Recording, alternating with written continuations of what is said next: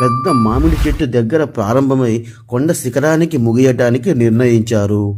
పందెం ప్రారంభమైన వెంటనే కుందేలు దూసుకెళ్ళింది. తాబేలు మాత్రం నిదానంగా ఒక్కో అడుగు వేస్తూ తన ప్రయాణం ప్రారంభించింది. కుందేలు ఎలాగైనా గెలిచేది నేనే అని నమ్మి మార్గం మధ్యంలో ఒక చెట్టు కింద నిద్రపోవడానికి నిర్ణయించింది. తాబేలు నన్ను దాటడం అసాధ్యం అని భావించి నిద్రపోయింది. ఇదే సమయంలో తాబేలు స్థిరంగా ముందుకు సాగుతూ నిద్రపోతున్న కుందేలును దాటింది. కుందేలు మేల్కొనే సమయానికి తాబేలు ముగింపు రేఖకు బాగా దగ్గరగా ఉంది.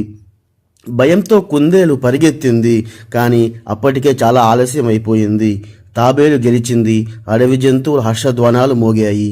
కుందేలు సిగ్గుపడుతూ తాబేలుకు క్షమాపణ చెప్పింది. నువ్వు చెప్పింది నిజమే అన్నది. స్థిరత్వం, పట్టుదల వేగాన్ని మించినవి. తాబేలు స్నేహపూర్వకంగా చిరునవ్వు అందించింది. ఆ రోజు నుంచి కుందేలు మరియు తాబేలు మంచి